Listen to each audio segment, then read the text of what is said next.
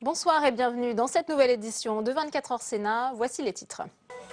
L'Europe réunie mais pas forcément unie pour répondre au drame des migrants. Un sommet extraordinaire des 28 se tient en ce moment même à Bruxelles. Décryptage et débat dans ce journal. Un suspect, toujours autant de questions. Sid Ahmed Glam, interpellé par hasard alors qu'il projetait de s'attaquer à des églises, refuse de parler aux enquêteurs. D'éventuelles complicités sont à l'étude. Le latin, le grec, mais aussi l'allemand en sursis.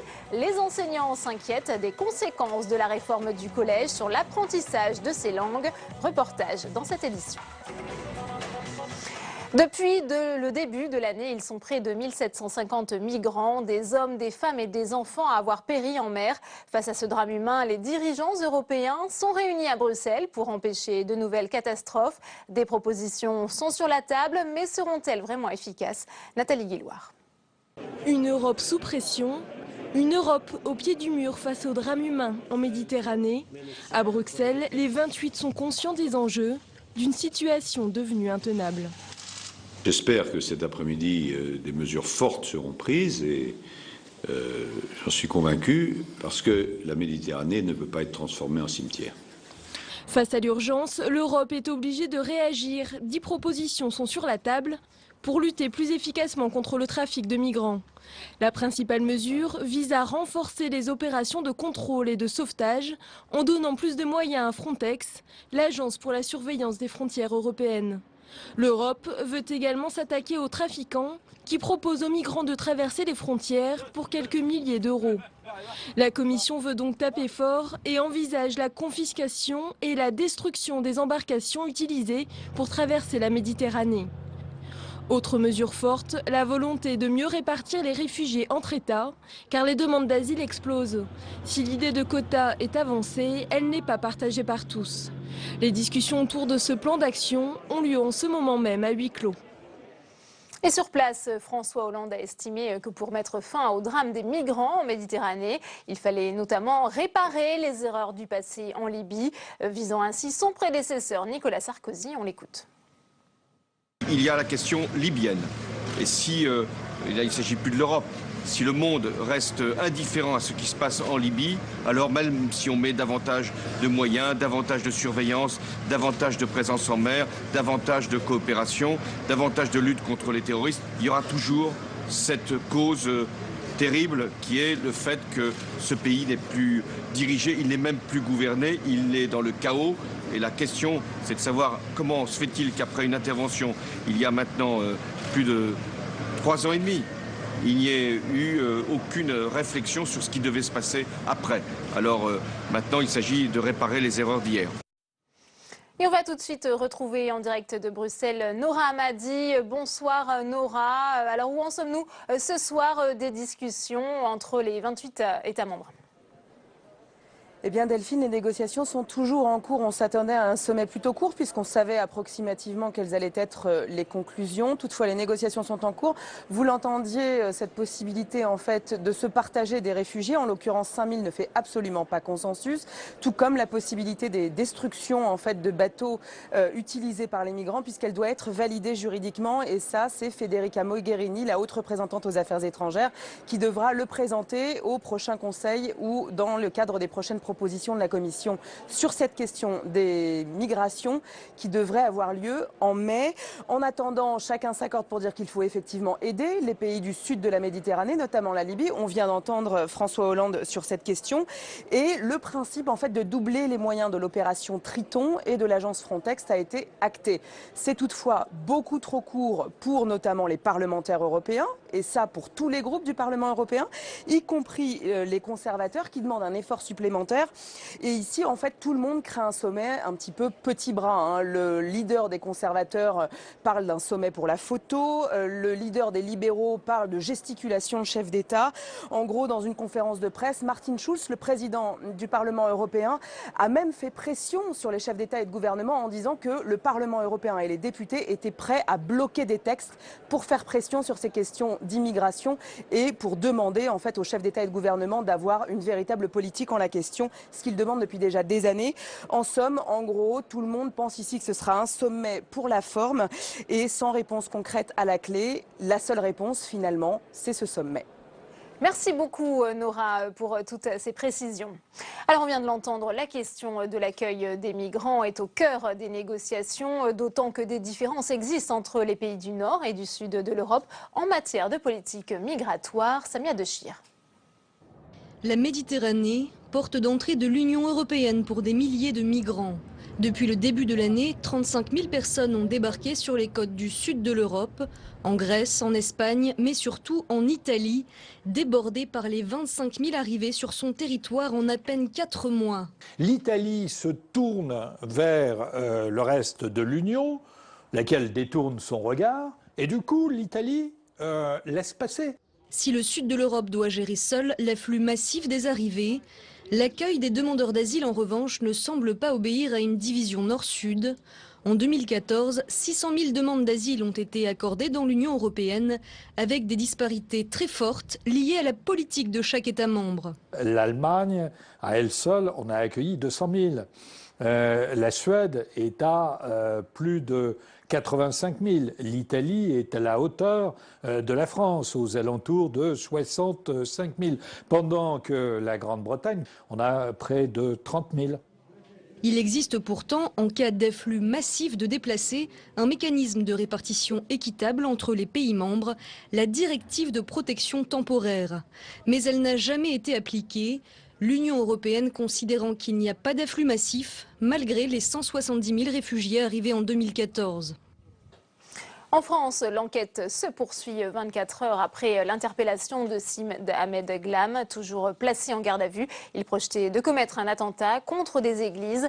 Les enquêteurs cherchent également d'autres complices. Louis Sibyl. Le principal suspect, le voici, Sid Ahmed Glam. En garde à vue depuis hier, il garde le silence. Problème, ce jeune étudiant en informatique n'a pas le profil d'un délinquant radicalisé. Et pourtant, dans son appartement derrière cette porte, les policiers ont découvert l'arsenal du parfait djihadiste. Face aux nombreuses questions, la police recherche ses complices. Un premier est en Syrie, des échanges téléphoniques l'attestent. C'est lui qui aurait commandité les attentats dans 2 églises, attentats déjoués. Un deuxième complice aurait fourni le matériel et la voiture retrouvés à Aulnay-sous-Bois. Il n'agit pas seul, ce type d'individu n'agit pas seul, nous l'avons vu avec les attentats au mois de janvier. Il y a des réseaux, il y a ceux qui apportent un soutien logistique. Et de fait, le chiffre 4 revient souvent.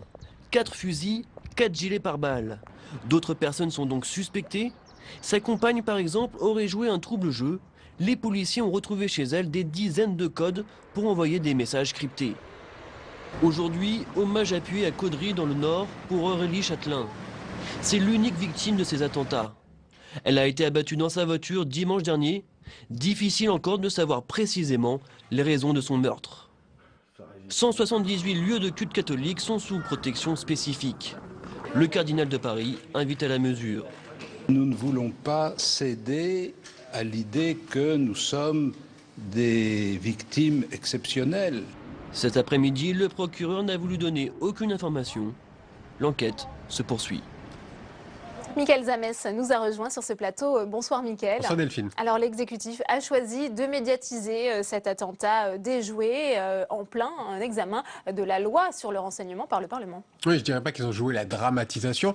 On va dire surtout qu'ils ont joué la communication et un léger coup de pression. C'est une communication à 2 têtes. À Bernard Cazeneuve, évidemment, le soin de l'enquête, et à Manuel Valls, le côté plus symbolique, le côté plus politique. C'est le Premier ministre qui a révélé ce matin que les services français avaient déjoué pas moins de 5 attentats ces derniers temps. C'est lui qui a dit que les conséquences de cette nouvelle tentative d'attentat, c'est la nécessité de cette loi sur le renseignement. C'est lui qui a dit que cette loi n'était pas une loi de circonstance, mais le fruit d'un long travail parlementaire. Rappelez-vous aussi que c'est le Premier ministre qui porte la loi à l'Assemblée nationale, d'où cette communication, d'où ce léger coup de pression. Alors, il faut se rappeler aussi du contexte, Mickaël, après les attentats du 11 janvier. Est-ce qu'il y a une forme d'union sacrée qui peut se dégager autour bien de cette loi? Et puis après, les premiers débats qui ont fait surgir pas mal d'opposition à l'Assemblée nationale. On l'a vu, à droite comme à gauche, et même à droite, c'est plutôt étonnant, parce qu'on a parlé de loi liberticide, on est beaucoup moins étonné du côté de l'aile gauche, des frondeurs, des associations, des syndicats, qui ont dit que c'était une loi liberticide. Ce n'est pas pour rien d'ailleurs que François Hollande a créé la surprise dimanche en demandant la saisine du Conseil constitutionnel, peut-être aussi pour couper l'herbe sous le pied de ceux qui voulaient faire un coup politique. Reste que cette loi devrait être votée, et même plutôt bien votée. Il devrait y avoir une certaine majorité assez large le 5 mai prochain. Même Nicolas Sarkozy a dit qu'il fallait voter cette loi, sauf qu'on est en droit quand même de se poser quelques questions. Faut-il attendre des miracles de cette loi? Peut-on se dire que si cette loi avait été votée avant cette nouvelle tentative d'attentat, est-ce que ça aurait changé quelque chose? Vous voyez, il y a encore des questions, il y a encore des doutes. Et malgré le coup de pression, malgré le coup de communication, et plutôt bien mené de Manuel Valls et de François Hollande concerté, on est en droit de se poser la question, de savoir s'il n'y a pas encore des doutes qui demeurent sur cette loi. Merci beaucoup, Mickaël. La réforme des collèges signe-t-elle la mort de l'enseignement de l'allemand? Elle prévoit en effet de mettre un terme aux classes bilingues dès la 6e, aux grandes dames des germanistes qui redoutent que la langue de Goethe en pâtisse. Sandra Cerquera. La suppression des classes bilingues et des sections européennes, c'est une des conséquences de la réforme du collège. Une réforme qui inquiète les Allemands. Même l'ambassadrice d'Allemagne à Paris est montée au créneau. Ici, à l'Institut Goethe, on parle d'un véritable retour en arrière. Face à un recul de l'allemand au début des années 2000, on avait décidé justement l'instauration de ces classes bilingues qui ont stabilisé énormément le nombre de ceux qui apprennent l'allemand. Il y a plus de 3500 classes bilingues et qui sont également proposées d'ailleurs dans les zones pas forcément privilégiées ou favorisées. Et donc c'est un dispositif qui a fait ses preuves. Présentes dans la moitié des collèges, les classes bilingues sont particulièrement prisées par les élèves souhaitant apprendre l'allemand. Le directeur de l'Institut Goethe l'assure, ces jeunes Français auront des perspectives d'emploi en Allemagne, un pays vieillissant où la demande de main-d'œuvre, surtout qualifiée, est de plus en plus forte. Nous, les représentants de l'Allemagne ici en France, mais aussi la Chambre de commerce franco-allemande, nous le réitérons depuis des années qu'il y a un certain marché de travail entre la France et l'Allemagne où plus de Français maîtrisant bien l'allemand pourraient trouver des postes intéressants. La ministre de l'Éducation affirme que les classes bilingues sont surtout réservées à une élite et qu'une deuxième langue vivante pour tous, apprise dès la 5e, sera plus égalitaire. Une femme à la tête de France Télévisions, Delphine Ernotte est donc la nouvelle présidente de France Télévisions, âgée de 48 ans. Elle a fait toute sa carrière chez Orange, où elle était directrice exécutive depuis 2011. L'autre candidat en lice était Pascal Joseph, ancien de TF1, de France 2. Ils étaient tous les deux auditionnés aujourd'hui par le CSA. 24 heures Sénat, tout de suite le débat.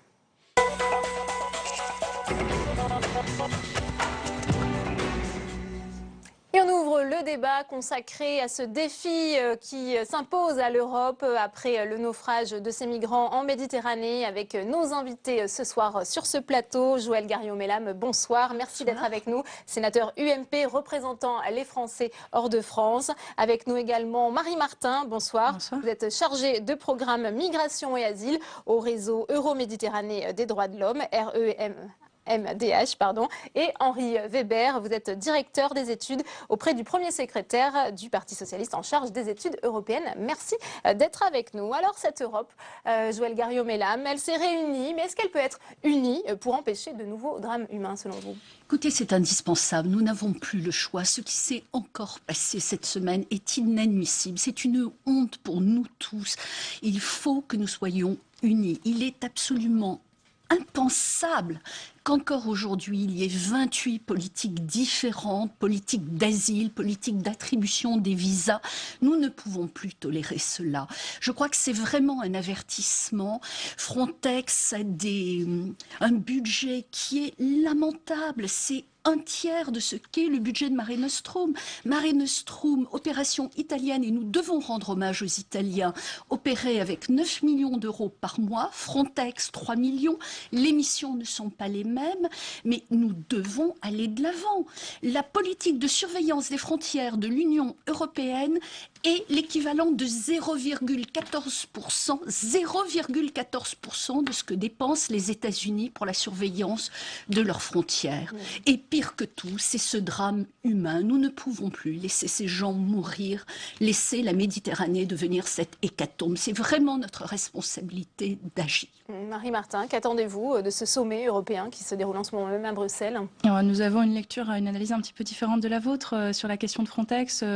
Déjà en termes de budget, on parle évidemment, les chiffres que vous avez mentionnés sont spécifiques à l'opération Triton, qui est une opération de contrôle et de surveillance en mer. Le budget de Frontex annuellement, c'est 114 millions d'euros.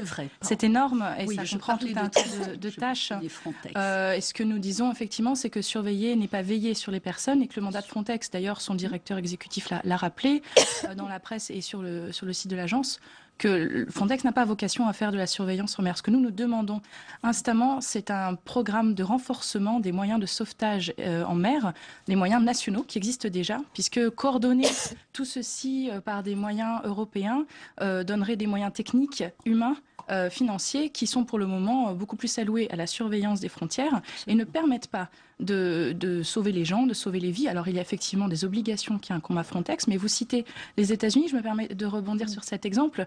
Les milliards de dollars qui ont été dépensés depuis plusieurs années n'ont absolument pas permis de sauver des vies, bien au contraire, ont rendu les routes beaucoup plus dangereuses. Et ce que nous constatons, nous, associations, et notamment sur le terrain, c'est que plus il y a de renforcement de contrôle aux frontières, malheureusement, le nombre de morts et de disparus augmente également. Alors y a-t-il un lien? Nous, on y voit une liaison. Marie-Martin, on va faire réagir Henri Weber, ce n'est pas qu'une question de moyens financiers, effectivement. C'est aussi une question de moyens financiers. Si vous voulez, l'immigration a changé d'ampleur. Et ça ne fait que commencer. Parce qu'une guerre de 30 ans, une guerre de religion, s'est installée au Moyen-Orient. Donc, le Moyen-Orient est entré en convulsion, en chaos. Du côté de l'Afrique, il y a un certain nombre d'États qui sont également en guerre civile, et sans parler des difficultés économiques. Donc nous sommes confrontés à des flux migratoires qui sont beaucoup plus considérables que par le passé. Il y a une prise de conscience de l'Union européenne? Alors, évidemment, mais là, il ne faut pas sombrer dans l'hypocrisie. L'Union européenne a pris toutes sortes de dispositions et dès 2001, elle a voté une directive immigration provisoire, temporaire, mais elle n'a jamais appliqué ce texte. Pourquoi? Parce que les États membres ne le veulent pas. Il ne s'agissait pas de l'Union européenne qui est en cause. Ce sont chacun des États. David Cameron vient de faire une déclaration. Comme son opinion est indignée comme toutes les autres, il a dit « Nous allons mettre au service du secours aux migrants X bateaux, Y hélicoptères, vous avez vu ça.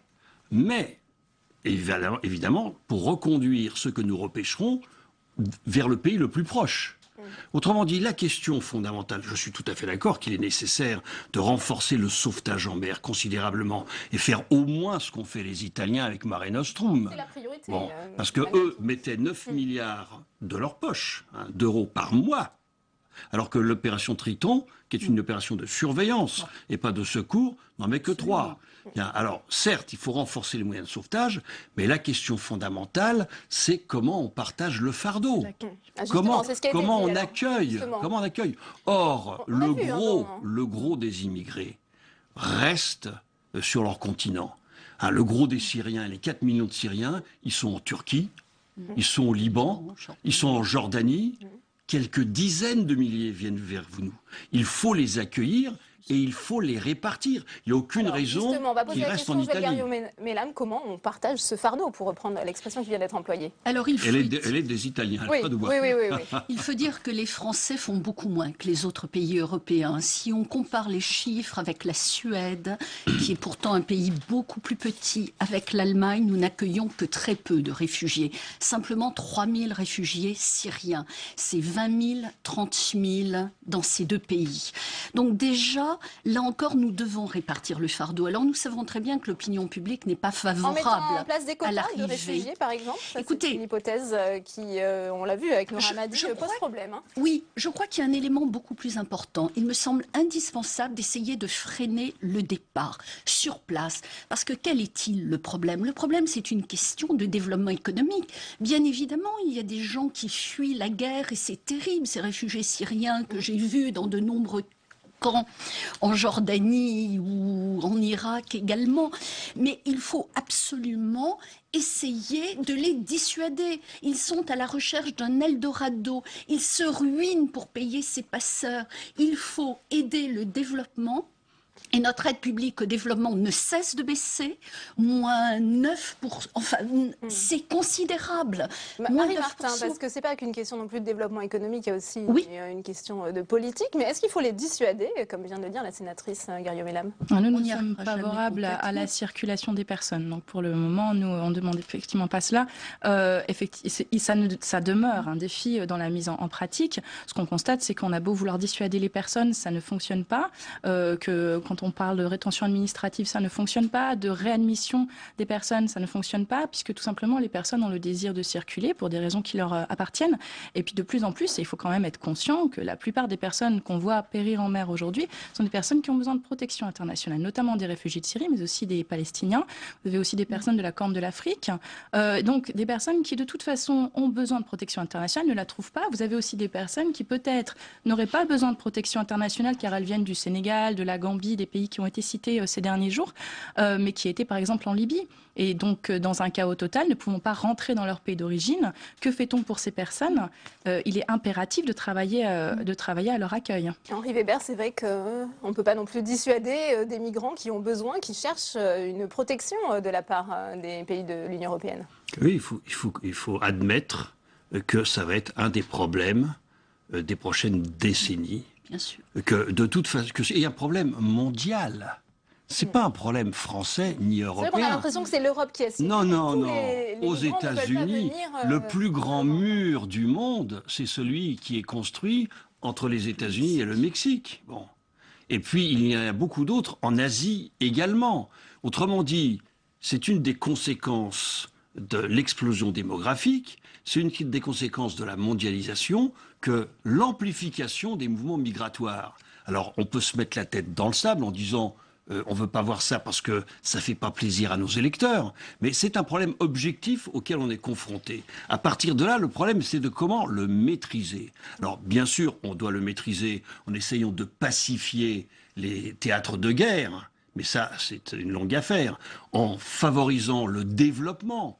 Ça, c'est la solution à long terme. Bon. Mais il y a l'urgence. Et l'urgence, c'est le secours en mer, la répression des mafias, parce que c'est devenu un trafic particulièrement odieux, et l'accueil. Mais pour nous, qu'est-ce que c'est pour 500 millions d'Européens que d'accueillir quelques centaines de milliers de réfugiés? La France peut accueillir davantage de migrants. La France peut, elle le fait d'ailleurs. Elle le doit. On vient d'accueillir 1500 chrétiens d'Orient. Et elle le fait. Bon. Et l'Europe doit le faire également. On a vu les chiffres. Par exemple, l'Allemagne accueille davantage de migrants que la France. Oui, mais l'Allemagne a une politique spécifique d'immigration parce qu'elle a un problème particulier de démographie. Et elle essaye de régler en particulier sa démographie déclinante par l'immigration. Mais ça pose immédiatement le problème de l'intégration et même de l'assimilation, parce que c'est les populations qu'il faut